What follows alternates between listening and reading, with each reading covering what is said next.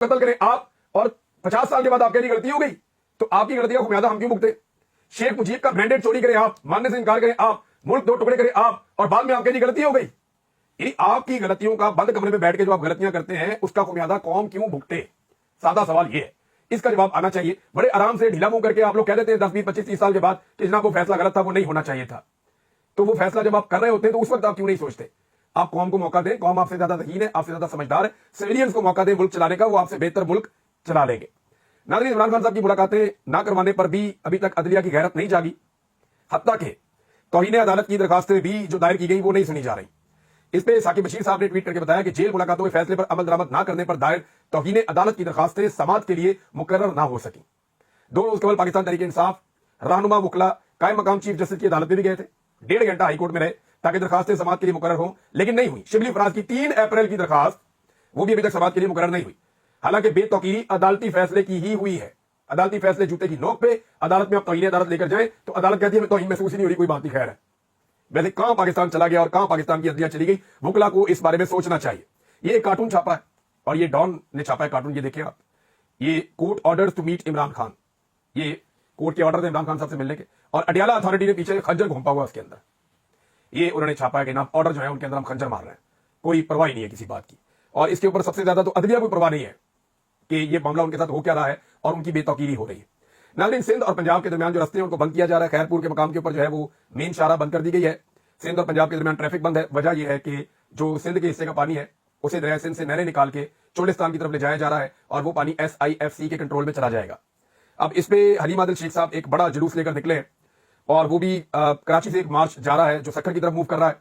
ये भी एहतजाज करेंगे। हलीम आदिल शेख ने एक दरिया सिंध के ऊपर खड़े होकर एक वीडियो बनाई जिसमें बता रहे हैं कि ये तो रेगिस्तान बन गया है, यहां तो पानी है ही नहीं। तो जब हमारे पास हमारे हिस्से का पानी नहीं है, कराची वाले प्यासे मरेंगे, जब हमारे पास पीने का पानी नहीं होगा तो उस वक्त हम कैसे गुजारा करेंगे? इतनी बड़ी आबादी का क्या बनेगा? और ये जो खुश्क दरिया सिंध है इसमें तो पहले पानी नहीं आ रहा और आप इसमें नहरें निकाल रहे हैं, तो कहां आप ले जाएंगे पानी और क्या करेंगे आप? ये सारे सवाल उन्होंने दरिया सिंध के ऊपर खड़े होकर दिखाया कि ये देखो खुश्क हुआ हुआ दरिया सिंध। हालांकि ये वो सीजन है जब दरियाओं में पानी ठीक होता है।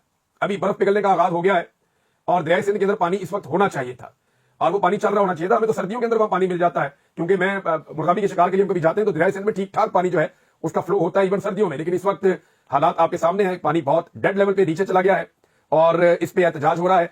63 मकामात हैं नाजरीन इस वक्त छोटे बड़े सिंध के अंदर जहां पे धरने और एहतजाज जारी है और पीपल्स पार्टी कुछ भी नहीं कर सकती। यानी पीपल्स पार्टी ने कभी फलस्तीन के लिए भी कभी किसी और मसले के लिए भी निकलने नहीं दिया PTI को, लेकिन इस मामले पे पीपल्स पार्टी बंद ही गई है, वो अब किसी को रोक ही नहीं सकती। डिफरेंट जमातें एहतजाज कर रही है जिसपे पाकिस्तान तहरीक इंसाफ और इंटीरियर सिंध की जमातें पेश है।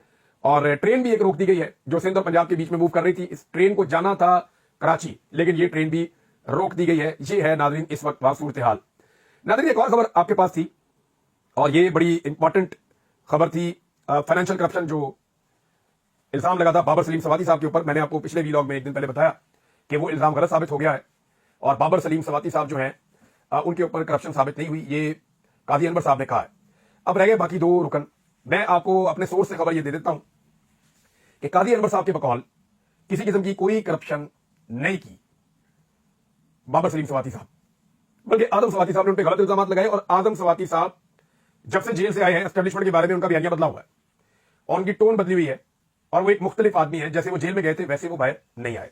ये सिंपल वो कहें तो उनके बकौल ये है कि काजी अनवर साहब के बकौल अगर सादा लफ्जों में कहे, उन्होंने लफ्ज इस्तेमाल नहीं किए, लेकिन आम आदमी को समझाने के लिए जो वो कहना चाह रहे हैं वो ये है कि जनाब आदम सवाती साहब का उनके बकौल के सॉफ्टवेयर अपडेट हो गया, उनके बकौल ये।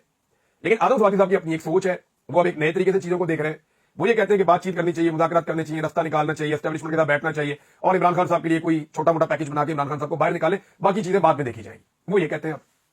दूसरी तरफ पाकिस्तान तहरीक इंसाफ के लिए हमारी कोई एंगेजमेंट नहीं चल रही। अब सारा डाल दिया गया है आरिफ अलवी साहब पे। ये साबिक सदर पाकिस्तान आरिफ अलवी साहब पाकिस्तान आएंगे तो उनके साथ मामला कैसे आगे बढ़ेगा वो तब हम देख लेंगे। अब इसमें जो है मैं आपको जो पक्की खबर देने वाला हूं वो ये है कि एक रुकन के बकौल, जो सीनियर तरीन रुकन है उनके बकौल किसी किस्म की कोई करप्शन बाबर सलीम सवाती ने नहीं की और उनको सजा दी जा रही है इमरान खान के साथ खड़े होने की। और मेरी इतला के मुताबिक बाबर सलीम सवाती साहब पे 3 चीजों के लिए दबाव है, शदीद दबाव है। एक, ये मादनियात बिल को पास करवाने के लिए उन पर शदीद तरीन दबाव है कि जैसे ये आए इसको फौरी तौर पर पास करवाओ, क्योंकि स्पीकर का उसमें बड़ा इंपॉर्टेंट रोल होता है। अगर स्पीकर मौजूद हो तो डिप्टी स्पीकर आ ही नहीं सकता है, वो आएगा नहीं तो वो अपना रोल कैसे प्ले करेगा? तो स्पीकर तो मौजूद है, तो बड़ा शदीद दबाव है। हो सकता है कि उन्हें ट्रैवल करवा दिया जाए पाकिस्तान से बाहर, या हो सकता है वो बीमार हो जाए और किसी दिन वो इजलास में ना आए और कोई और आ जाए और वो आगे कार्रवाई कर दे, लेकिन फिलहाल वो नहीं मान रहे। तो जनाब बाबर सलीम सवाती साहब को एक दबाव यह है कि जनाब आप बिल पास करवाएं मादनियात वाला। दूसरा दबाव यह है कि आपने जो तकारीर करवाई वो बड़ी ज्यादती की आपने। जब अली अमीन गंडापुर को गायब किया गया तो इन्होंने बड़ी जबरदस्त तकरीर की थी और सबकी करवाई थी और उसको पाकिस्तान के सोशल मीडिया पर डलवाया भी था। तीसरा प्रॉब्लम जो काटलू वाला ड्रोन हमला है उसके ऊपर करारदाद क्यों पास करवाई, ये तीन चीजों पे बाबर सलीम सवाती साहब के ऊपर बहुत ज्यादा दबाव है। और अब मुतालबा सिर्फ मादनियात के बिल वाला है कि ये आप करवा दें तो ठीक है। अब ये एक दबाव है लेकिन वो इस दबाव में नहीं आ रहे। मेरे मुताबिक पाकिस्तान तहरीक इंसाफ के बेशतर लोगों ने उनसे रब्ता किया है और उनसे रब्ता करके ये कहा है कि खबरदार आपने ये बिल पास नहीं करवाना। उन्होंने कहा जी मैं सवाल ही पैदा नहीं होता, मैं तो पहले से सोच के बैठा हूं कि ये बिल तब तक पास नहीं होगा जब तक कि इमरान खान मुझे बुलाकर नहीं कहेगा। हमें नहीं कहते था कि जहां बिल पास करवा दो तब तक अब ये पास नहीं करवाएंगे। अब ये तो है जी अब तक का उनके ऊपर जो दबाव आ रहा है। एक रुकन को लगता है कि ये आदमी बेगुनाह है और इसके साथ ज्यादती हो रही है। दूसरे रुकन को यह लगता है कि ये आदमी करप्ट नहीं है, इसने कोई करप्शन नहीं की, कोई पैसा वैसा नहीं बनाया। करप्शन का इल्जाम बिल्कुल गलत है। हां कुछ मिसमैनेजमेंट हुई है और मिसमैनेजमेंट ये हुई है कि वहां पे एक सिस्टम ऐसा है जिसमें बंदे इंडक्ट होते रहते हैं निकलते रहते हैं, तो इन्होंने अपनी मर्जी के बंदे इंडक्ट किए निकाले, कुछ तरह की चीजें वो इसको मिसमैनेजमेंट कह रहे हैं दूसरे रुकन कि ये मेरा सोर्स जो बता रहा है मुझे और कंफर्म है। दूसरा रुकन कहता है ये मिसमैनेजमेंट है, एक रुकन कहता है जी करप्शन बिल्कुल नहीं है। तो अब करप्शन तो निकल गई साइड पे और आगे मिसमैनेजमेंट। मैंने ये पता करवाया कि क्या मिसमैनेजमेंट की कोई सजा हो सकती है? कानून के अंदर किसी किस्म की कोई सजा नहीं है। इन्होंने वही अथॉरिटी इस्तेमाल की जो कानून के मुताबिक इन्हें मिली हुई है। इन्होंने आउट ऑफ द लॉ जाके कोई एक टके का भी काम नहीं किया, जो किया कानून के मुताबिक किया। अथॉरिटी का जितना इस्तेमाल किया कानून के मुताबिक किया, लेकिन वो मिसमैनेजमेंट है। अब दूसरे साहब ये समझते हैं, तीसरे साहब बिल्कुल खामोश है, वो बात ही नहीं कर रहे। लेकिन मैं आपको ये बता देता हूं जो तीसरे साहब है वो वही बात करेंगे जो अली अमीन गंडापुर करेंगे, क्योंकि जो तीसरे साहब है उनका अली अमीन गंडापुर से बड़ा जबरदस्त ताल्लुक है। जो वजीरिया हाउस की बैक साइड पे एनेक्सी है, रोजाना ये लोग वहां पे इकट्ठे बैठते हैं, गपशप लगाते हैं। तो तीसरे साहब का जबरदस्त ताल्लुक है वजीरिया खैबर पख्तूनख्वा अली अमीन गंडापुर साहब के साथ। और फिर वो जो अली अमीन गंडापुर साहब चाहेंगे वही वो तीसरे साहब कर देंगे। नाज़रीन, आर्मी चीफ ने जो बात की ब्रेन ड्रेन के हवाले से कि ये ब्रेन ड्रेन नहीं है, ये ब्रेन गेन है, तो मैं एक खबर जो है वो निकाल के सामने रखता हूं। आप ये पाकिस्तान तहरीक इंसाफ वालों ने भी इस खबर को देख लिया और उन्होंने भी इसको शेयर किया। लेकिन ये खबर यह है कि 25,000 पाकिस्तानियों ने दोहरी शहरियत के लिए कसीर सरमाया बैरून मुल्क मुंतकिल किया है। ये किसने कहा? ये कहा चेयरमैन नैब ने। चेयरमैन नैब ने तशवीश का इजहार करते हुए बताया कि पिछले साल, ये 2024 की बात है, कि 2024 में 25,000 पाकिस्तानी, बहुत बड़ी तादाद है।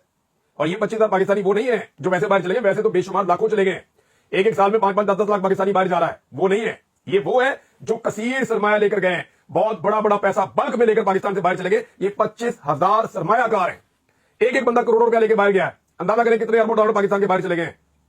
25,000 अफराद ने सरमायाकारी के जरिए शहरियत हासिल करने के लिए वाफर मिकदार में सरमाया बैरून मुल्क मुंतकिल किया है।